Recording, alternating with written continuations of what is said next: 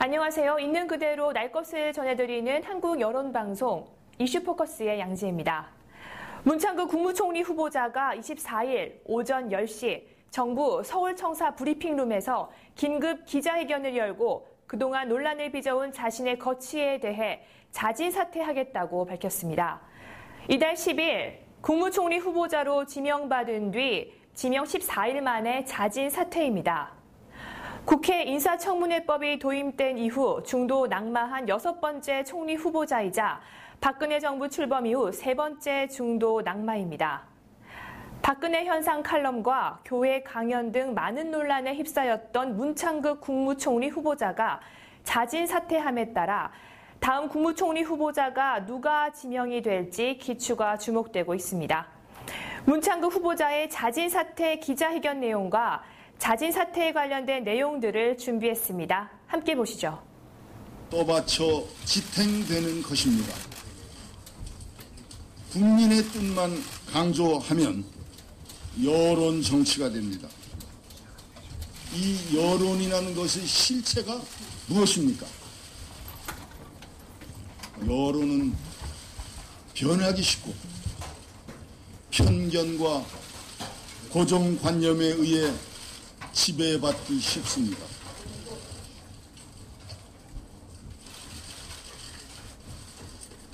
법을 만들고 법치에 모범을 보여야 할 곳은 국회입니다. 이번 저의 일만 해도 대통령께서 총리 후보를 임명했으면 국회는 법 절차에 따라 청문회를 개최할 의무가 있습니다. 그 청문회 법은 국회의원님들이 직접 만드신 것입니다. 그러나 야당을 물론 여당 의원 중에서도 많은 분들이 이러한 신성한 법적 의무를 지키지 않고 저에게 사퇴하라고 말씀하셨습니다.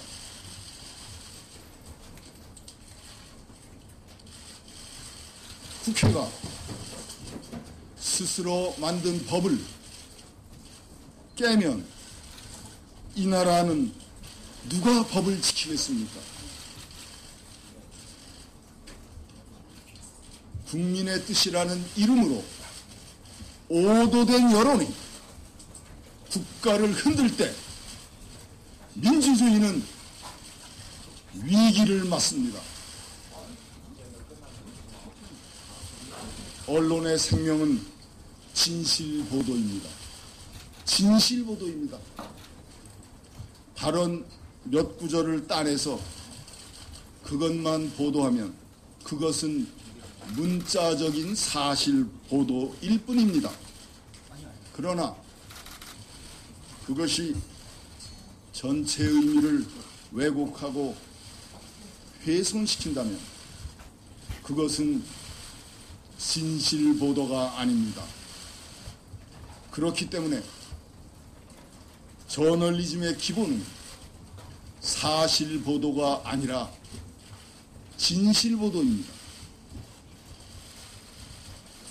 우리 언론이 진실을 외면한다면 이 나라 민주주의는 희망이 없습니다.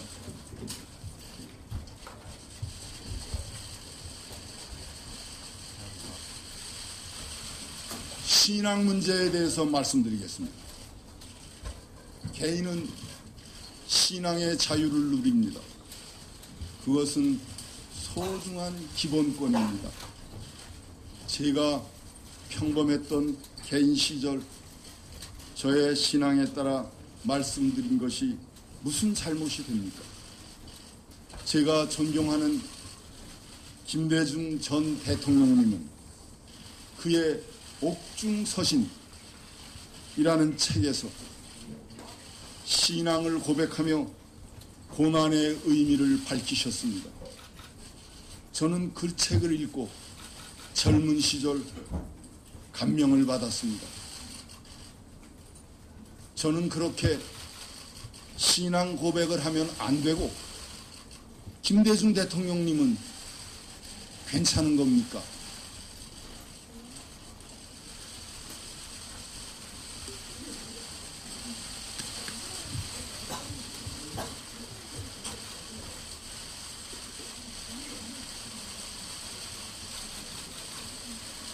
마지막 드릴 말씀은 제가 총리 지명을 받은 후 벌어진 사태로 인해 우리 가족은 역설적으로 뜻하지 않은 큰 기쁨을 갖게 됐습니다.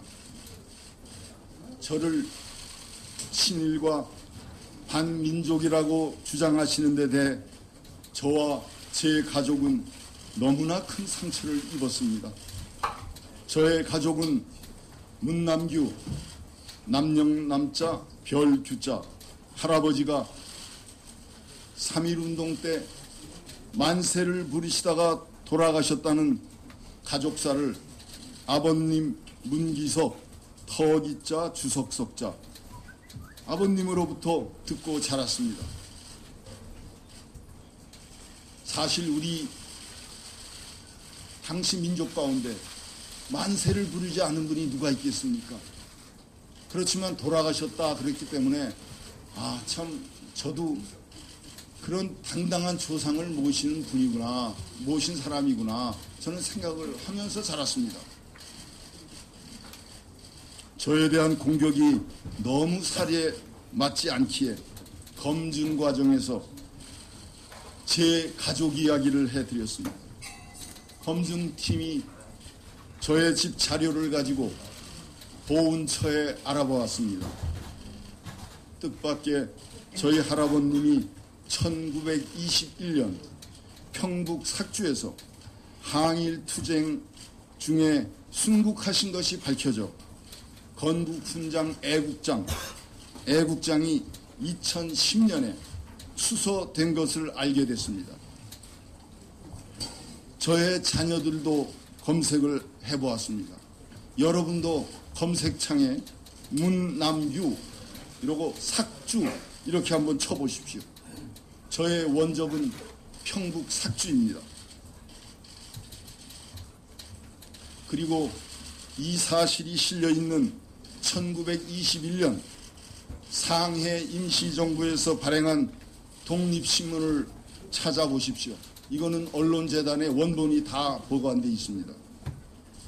저희 가족은 이 사실을 밖으로는 공개치 않고 조용하게 절차에 따라 처리하기로 했다고 이미 제가 어제 말씀드렸습니다. 왜냐하면 이런 정치 싸움 때문에 나라에 목숨 바치신 할아버지의 명예가 훼손될 수 있기 때문입니다. 또 혹시 다른 독립유공자 자손들에게 누가 되지 않을까 하는 걱정도 있었습니다.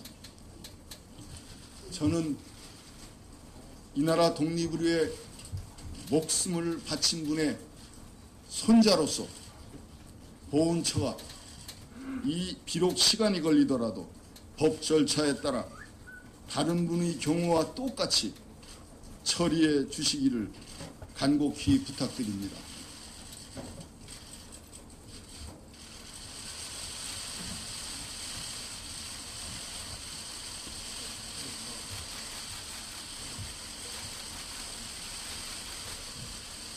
저를 이 자리에 불러주신 이도 그분이시고 저를 거두어 드릴 수 있는 분도 그분이십니다. 저는 박근혜 대통령님을 도와드리고 싶었습니다.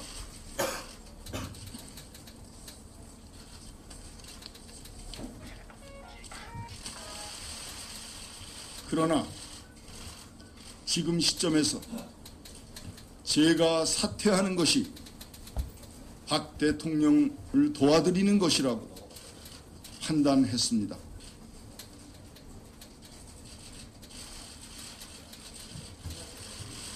저는 오늘 총리 후보를 자진 사퇴합니다. 감사합니다. 예, 이것으로 기자회견을 마치겠습니다. 문창극 국무총리 후보자가 사퇴 의사를 밝혔습니다. 자세한 내용 전해주시죠. 네, 문창극 국무총리 후보자가 사퇴 의사를 밝혔습니다. 총리 후보 지명 14일 만입니다. 문창극 후보자는 이날 감사하는 마음으로 이 자리에 섰다면서 저와 같이 부족한 사람에 많은 관심을 쏟아준 것에 대해 감사함을 느낀다. 어려운 상황에서도 한결같이 도와주신 총리실 동료 여러분 등께 감사드린다고 운을 뗐습니다. 이어 박근혜 대통령의 근본 개혁 방침, 그리고 분열된 이 나라를 통합과 화합으로 끌고 가겠다는 말씀에 공감해 도와드리고 싶었다면서 그러나 총리 후보로 지명받은 후 이 나라는 더욱 극심한 대립과 분열 속에 빠져들어왔다. 이런 상황은 대통령께서 앞으로 국정 운영을 하시는데 걸림돌이 되지 않을까 걱정이 됐다고 말했습니다. 문창극 후보자가 직접 사퇴 의사를 밝힘으로써 안대희 전 대법관에 이어 연이어 총리 후보자 신분에서 물러나게 됐습니다. 문창극 후보자가 기자회견장에서 언론과 국회에 향해 강한 비판의 뜻을 드러냈다고 합니다. 어떤 내용인가요? 네, 문창극 국무총리 후보자가 자진 사퇴 의사를 밝힌 가운데 언론과 국회를 향한 강한 비판의 뜻을 나타냈습니다. 그는 제가 사퇴하는 것이 박 대통령을 도와드리는 것이라고 생각했다며 저는 오늘 총리 후보를 자진 사퇴한다고 말했습니다. 이어 그는 나는 민주주의, 특히 자유민주주의를 신봉하는 사람이라며 민주주의는 개인의 자유인권 그리고 천부적인 권리인 다수결에 의해서도 훼손될 수 없다는 원칙을 지니는 제도다. 이를 위해서는 여론에 흔들리지 않는 법이 필요하다. 따라서 민주주의는 주권자인 국민의사와 법치라는 두 개의 기둥으로 떠받쳐 지탱되는 것이다.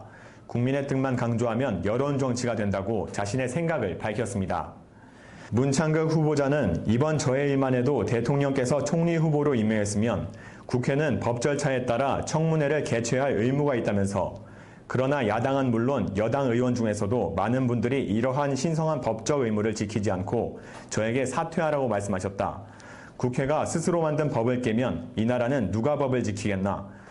국민의 뜻이라는 이름으로 오도된 여론이 국가를 흔들 때 민주주의는 위기를 맞는다고 불편한 마음을 전했습니다. 또 그는 언론의 생명은 진실 보도라면서 몇 구절을 따내서 그것만 보도하면 그것은 문자적인 사실 보도다. 하지만 그것이 전체 의미를 왜곡하고 훼손하면 진실 보도가 아니라고 강한 비판의 목소리를 높였습니다.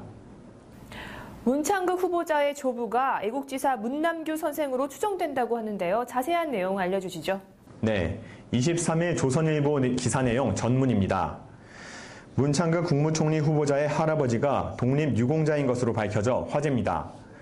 국가보훈처 관계자는 23일 대한독립당 대원으로 활동한 애국지사 문남규 선생과 문 후보자의 조부가 동일 인물인 것으로 확인됐다고 말했습니다. 문남규 선생이 활동한 대한독립단은 항일 무장투쟁을 전개하기 위해 의병운동 계열의 인사들이 1919년 3월 결성한 단체입니다. 대한독립단은 국내 진입작전과 남만주 동포사회의 자치를 목표로 했습니다. 1921년 4월 9일자 독립신문에 실린 기록에 따르면 문남규 선생은 1921년 평안북도 삭주에서 일본군과 전투 중 전사했습니다.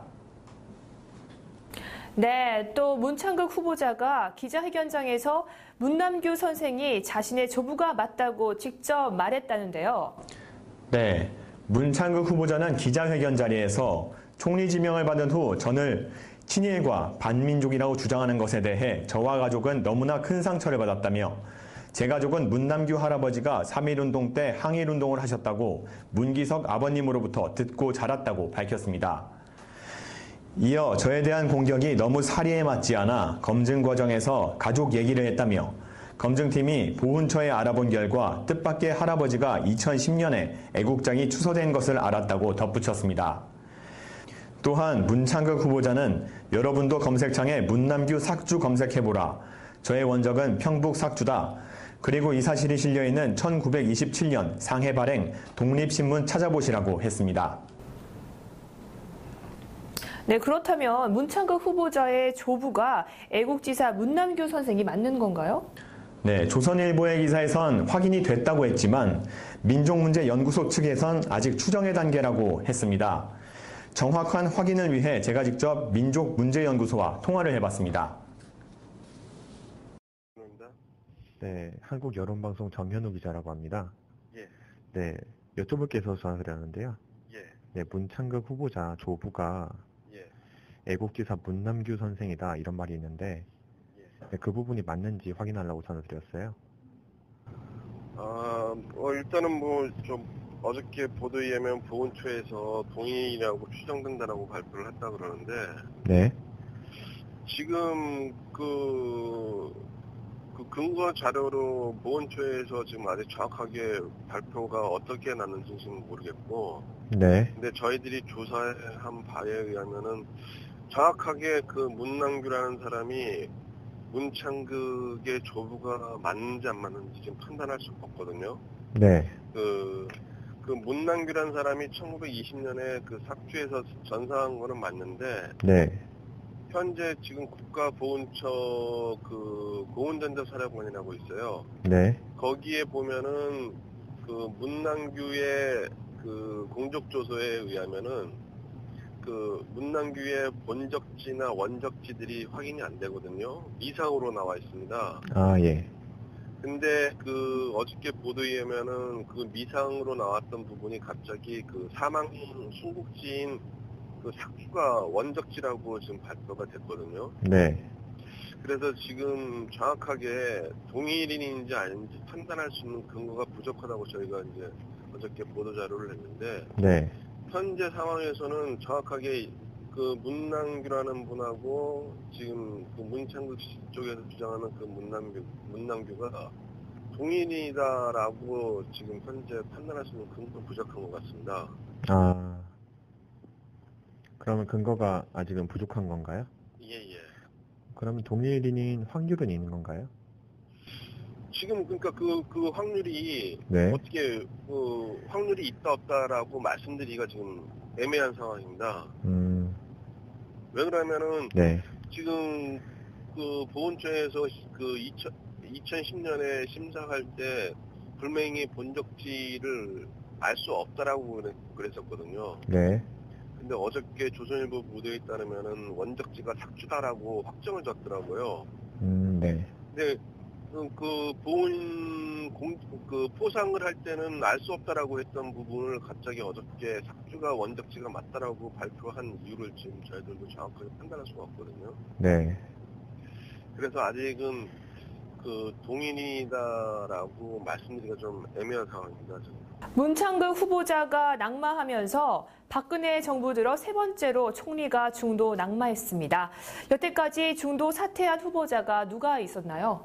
네, 문창극 국무총리 후보자는 국회 인사청문회법이 도입된 이후 중도 낙마한 6번째 총리 후보자로 기록됐습니다. 박근혜 정부 들어 세 번째입니다. 2000년 인사청문회법 도입 후 첫 중도 사퇴자는 2002년 7월 김대중 정부 시절 첫 여성 총리로 지명된 장상 전 이화여대 총장입니다. 장 전 총장은 위장 전입과 부동산 투기, 아들의 이중국적 의혹 등으로 청문회 과정에서 집중 공세를 받았고 임명 동의안이 부결됐습니다. 고 김대중 전 대통령은 장 전 총장 낙마 직후 장대환 매일경제신문 회장을 총리 서리로 임명했지만 장 회장 역시 부동산 투기 의혹과 자녀의 강남 위장 전입 의혹 등으로 청문회를 통과하지 못했습니다. 2010년 이명박 정부 시절 정운찬 총리가 사퇴한 후 총리 후보자로 지명된 김태호 전 경남지사는 세 번째 중도 사퇴자로 기록됐습니다. 박연차 게이트 연루 의혹 등 도덕성 문제가 발목을 잡았습니다.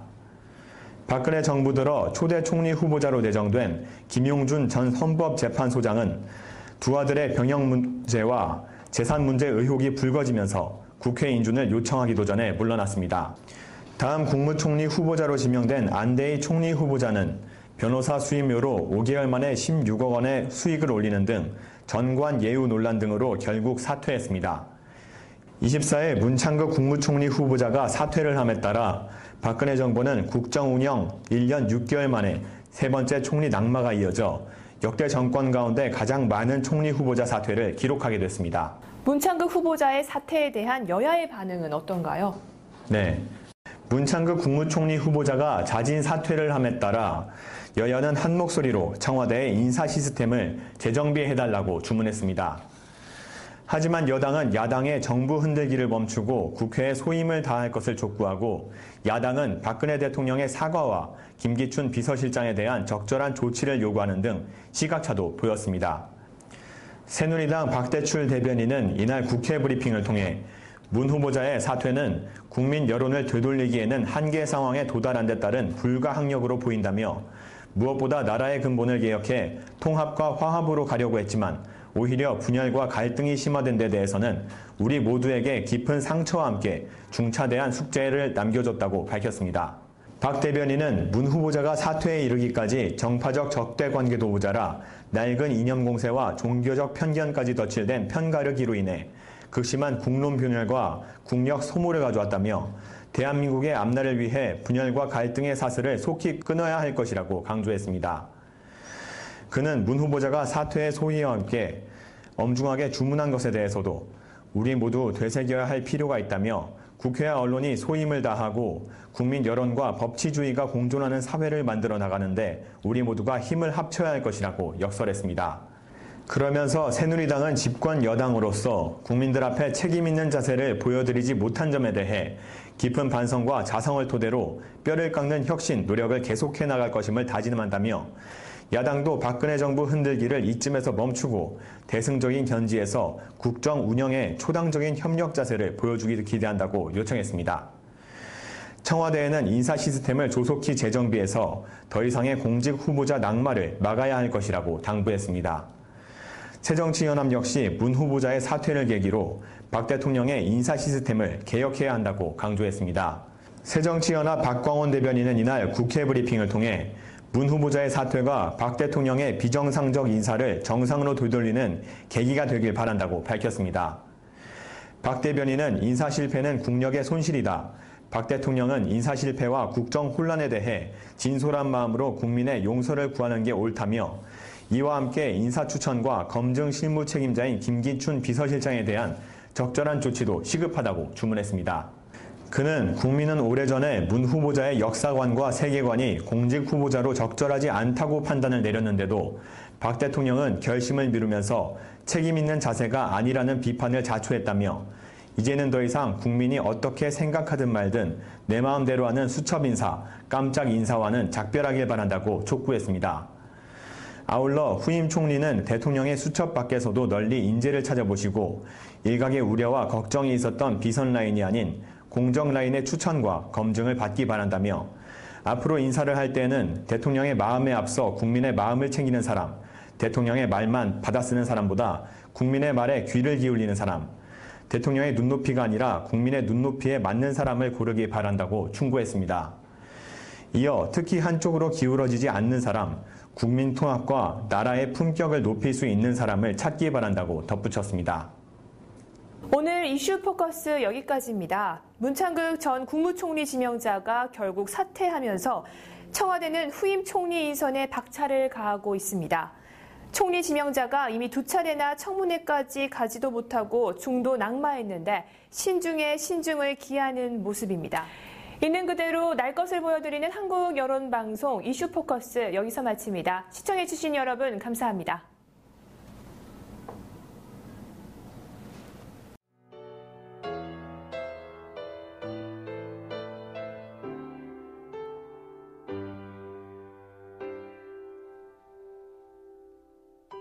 보일 듯 말 듯 가물거리는 안개 속에 쌓인 결 잡힐 듯 말 듯 멀어져 가는 무지개와 같은 길 그 어디에서 날 기다리는지 둘러보아도 찾을 수 없네 그대여 힘이 돼주 나에게